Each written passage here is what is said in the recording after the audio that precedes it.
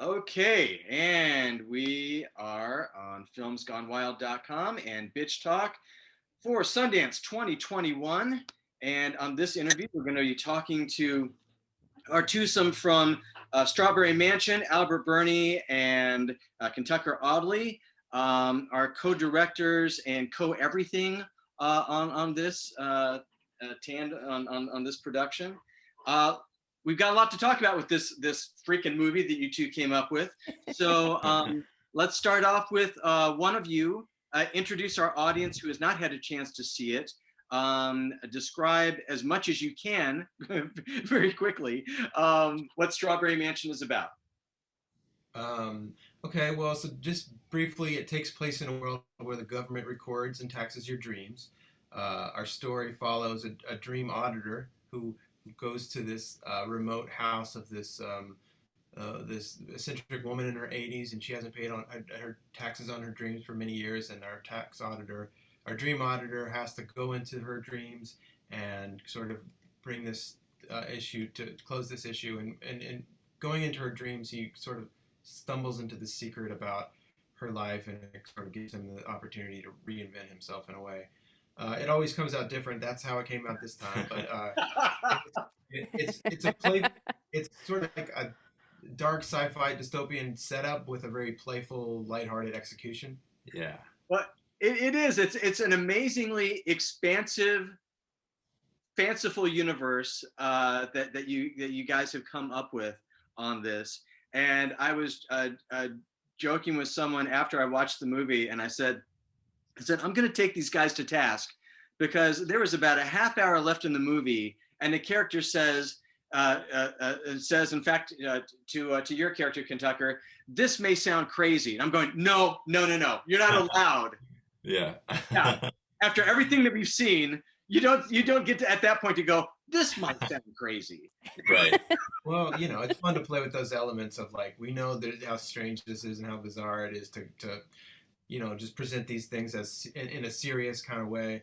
Like, there's so much sincerity throughout the movie that people are like, well, this is absurd and ridiculous, but they're treating it like it's not. So I think that's a fun line to play with. Yeah, and it being like kind of the setup of dreams are recorded and taxed, but not really like going too much more into that. It's like we give you this basic, like, the world we're in, but then we're kind of more interested in like what's happening a little bit over here to the side, and like exploring just like what a dream feels like to be lost in and all these ideas. But like we don't really want to get like too stuck on what is it like to actually audit a dream. Like, what is that like? Like, that's another person's movie, maybe that would be great, but we're just kind of like, we want to get swept up in this adventure, and hopefully in 90 minutes take you on a little journey and give you some feelings and emotions at the end.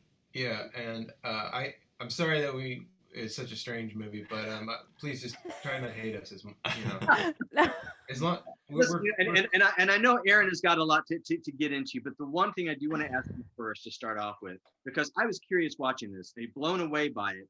Was there any ideas that did not make it into the movie? Because I can't imagine what they were.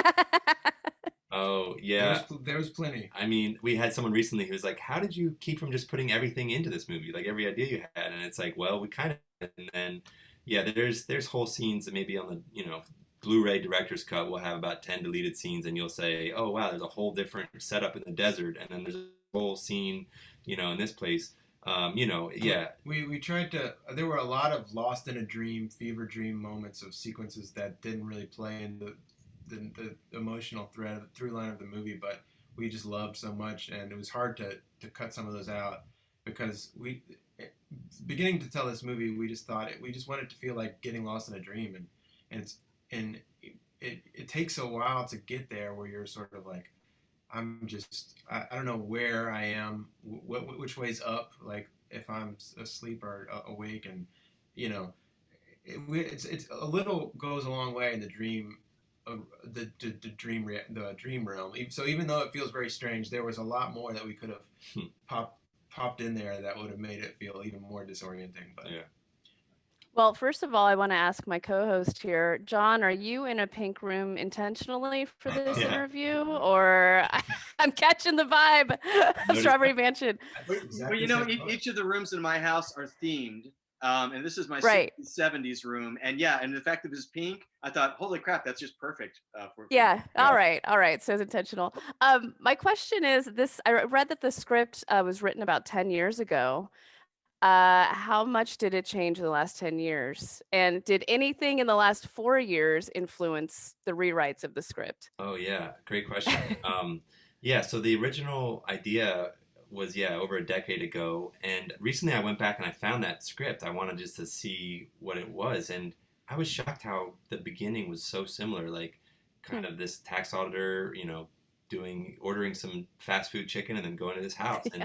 and some of the lines were the exact same lines. So definitely, certain things did not change. It was kind of there, but so much was added.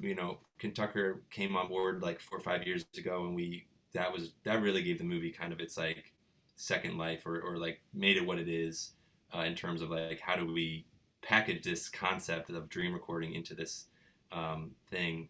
And I don't know. The last 4 years, it's tough to like know how it really influenced. I don't know if you have an idea. No, well, I mean, I think it's just this idea of ad targeting and algorithm based sort of like online social media, uh, like you say something that you don't search for it, and you don't think that like you didn't buy something with your credit card, and then you get an ad on Instagram that's like for the thing you were talking about. You're like, how did they? It's just sort of these unsettling sort of post surveillance landscape um, issues that I think people are more and more dealing with, and thinking like, where does that end? It probably doesn't end until it just gets into your head and you're sleeping. It's like It seems like that's the only way to end this. Yeah. So I feel like we kept sort of finding these new unsettling like the way that the modern world works, not necessarily the last 4 years, but just this very post-consumer overconsumption landscape that we've been in for a while. It's just sort of like, there's constant reminders of this. And I wanted to talk to you too about your working relationship, both in development and on set, because there's one thing, like when you are directing yourself, and you're on screen, there's a million things going through your head, and yet you're also trying to take care of the character you're playing. And in this case, Kentucker, you've got Albert there as to team up with.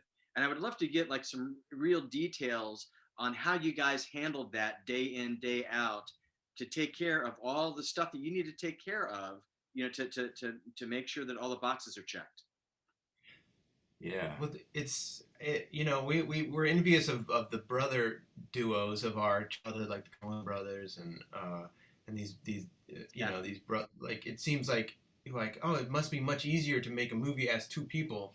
And I never had a brother, and I always wanted a brother, and and so I think meeting Albert and becoming friends, I'm like, oh, okay, and we get along, and we never fight into sort of like this like amiable situation that I don't think that and also Albert, you want to tell me? Well, yeah, I mean, I think just making a movie, an indie movie, it's just so hard anyway. So it's just so nice to know that you've got somebody who's there on side no matter what. It's like all these things are going to be thrown at us and coming at us from different angles, but we have this little core. And I think specifically, like, the two of us have very different strengths. We have a lot of overlap, and we like a lot of the same influences and stuff. But like, I come from more of like an animated background, like painting and sculpture, and kind of getting down and dirty with the props and things. And Kentucker's coming from more of like a dramatic and acting background. And so I love when we meet. It's like, I'll handle this stuff, you handle that stuff. It's like he'll go off and talk to the other actors and kind of like get them in the right place, and I can just go talk to the art team and get them in the right place. And we're obviously consulting back and forth throughout all that, but yeah, I think our different strengths kind of work well together. And we've done 2 films together now, and maybe on both films there's 1 or 2 times I can remember where we had a different idea for something, but usually it comes early in the shoot, and we're just kind of like getting into our rhythms, and we find the middle ground, or we find, what we're gonna do, and yeah, it's just been really easy and kind of like, I don't know, great collaboration. Where we sometimes joke like maybe we need a third person. Let's get another head in here. Why not? We're gonna add directors each movie. It's Yeah. just like, 16 people together. All right, can I talk to one out of the 17 directors Yeah. here? That doesn't sound difficult at all. Right. I wanted to ask you guys. I wanted to ask you guys a little bit about behind the scenes, about the soundtrack, the set design, and the costuming. Can you both talk about that? Because obviously it's another theme of the film. Yeah.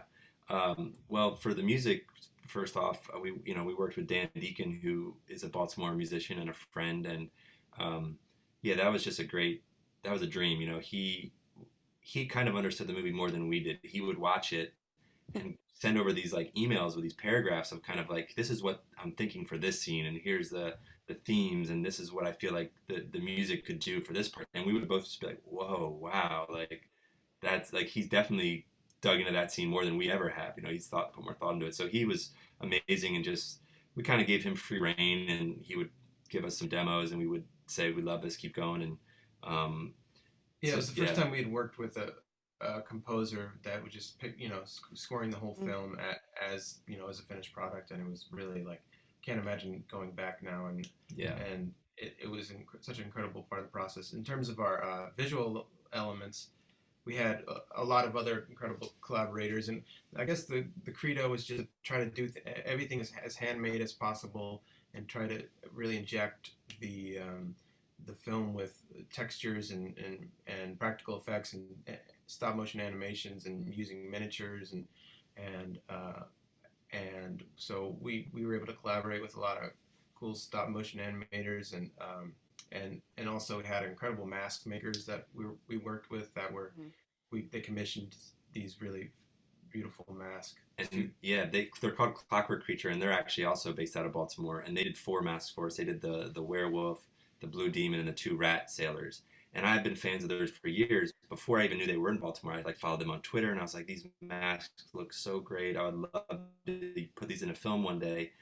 And then years later, realizing, wow, they're like 5 miles away. They're in Towson, Maryland, right down the road from where I live.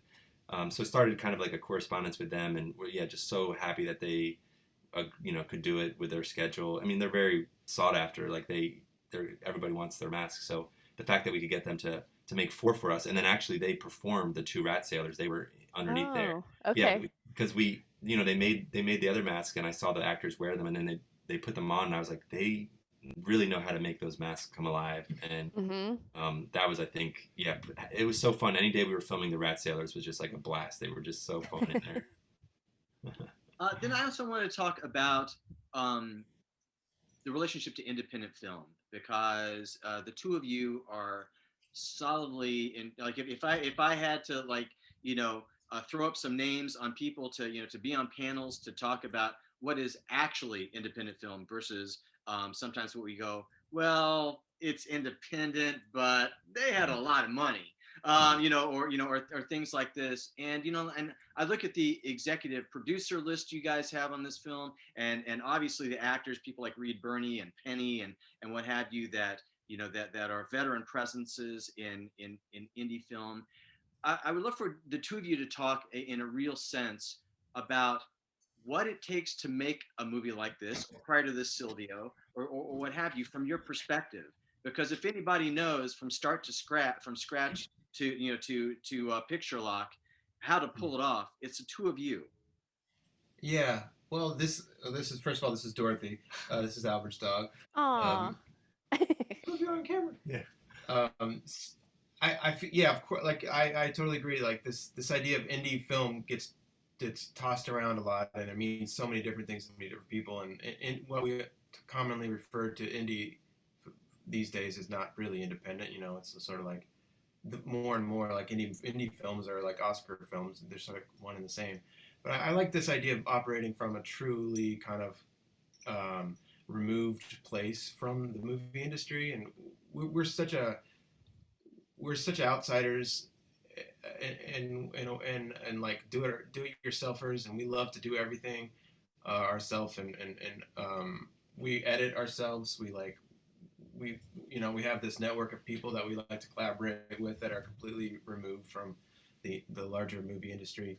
But it is I don't know. It's a deep, dark question in terms of what it is about indie films that we're kind of resisting or rebelling against. But Yeah, I mean, for me, I've always like I just love making things like in my house or with my friends or my neighborhood. You know, it really comes from an idea of just like that's how I grew up making these little movies on a camcorder and being a fan of animation and like being able to do it all myself and um, never like there's always like when I would give the Story Mansion script to people, they would say, how, this is a $20 million film. How are you going to make this? And sure, there's a version of it that would cost 20 million or 30 million dollars. Yeah, that would be a fine movie. But for me, the fun is like, how can we make this for less than that? And how can we make this in our backyard with our the people that are local, that are our friends, and how can we bring outside people into that, like Penny and Reed and actors,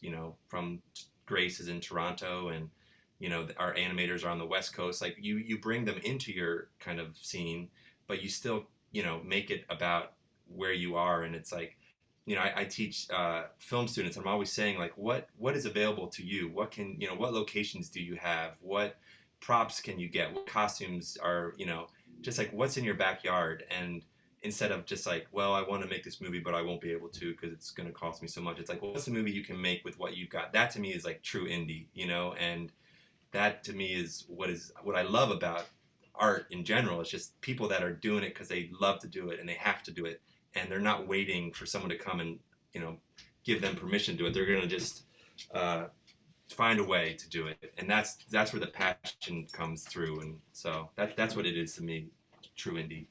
I could not agree more, and I could not celebrate this film anymore. Again, Strawberry Mansion. It is an absolute joy, sometimes a dark joy, but it's a joy. And we've been talking to Albert Birney, and we've been talking to Kentucker Audley. Guys, thank you for being on Films Gone Wild and Bitch Talk.